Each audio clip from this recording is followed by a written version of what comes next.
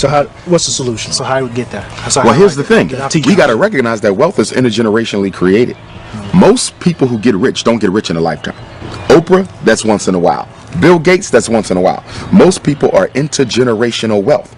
That means what? That if black people want to catch up, we have to start saving wealth and passing it to the next generation. Our biggest problem ain't that we're splurging.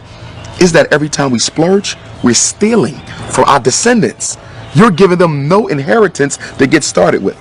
But the white child, they're starting out $100,000 plus, $1 million plus. And I think we have to become more strategic in the way that we do our health plans as well as our life insurance plans. Because what I'm learning with a lot of these white folk, a lot of them are getting their first, what you want to call a shock of wealth through the life insurance policy of their parents. We talk about that too. Yeah, so life insurance policy. Yeah, so there's so many different strategies towards wealth that we're not even thinking about because black people, our selfishness, it's also based on our, what you want to call it, emergency consciousness, survival instinct. We're only worrying about our life. We do not think about those who come after us. Now, you got to realize now, when we got out of slavery, white folks been already building wealth for a couple centuries. Right. We started behind the 8 ball. Okay? So you got to play catch up. How do you catch up with somebody who's 100 yards in front of you? You have to run faster than they are. That means we have to sacrifice our spending habits more than everyone else in order to catch up. How does a people who are at the bottom waste money more than people who are at the top? So not only are you not catching up, you're not even thinking about it, trying to catch up.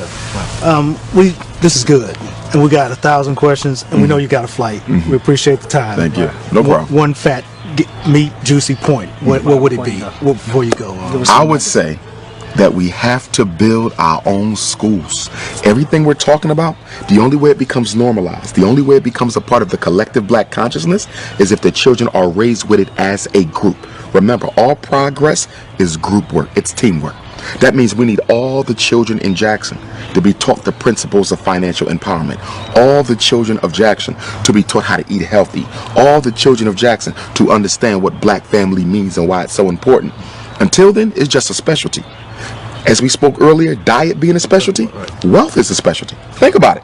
If you're black and you're in the know about money, in the laws of finance, you are a specialty. You are an eccentricity. You are an oddity. That's a problem. Because for white people, gaining wealth is a regular part of their everyday conversation. Even poor white people are regularly talking about wealth. Black people don't discuss wealth at all. We have to move it from the marginalized status it has and make it a mainstream topic of conversation. Is there an answer? I know you can't just drop a 2-second answer. No. Here's what I would say with the unity. Again, unity has to be incorporated into the collective consciousness, which means children have to be socialized to unite with one another. Remember, our kids are socialized to disunite. As a principal, right? I've had first graders, 6 and 7, talking about how black your skin is, how cheap your clothes is, how nappy your hair. You're 6. This your first year in school. How do you know all this? The parents. We are teaching our kids to be Negroes. So the only way you're going to undo that is to teach them to be Africans, which is why I want my school to be residential. Because I know sending them back to the same house that created the illness after school is going to undo everything I do from 8 to 3. You got the kids for 16 hours. I got them for 8. I can't win because the brain is the creature of repetition. Whoever gets to this the most will rule it. What did Adolf Hitler say? Come up with a lie, keep on telling the lie, be consistent with it. It ain't got to be the truth. But the brain cannot resist the temptation to believe something that is regularly presented before it.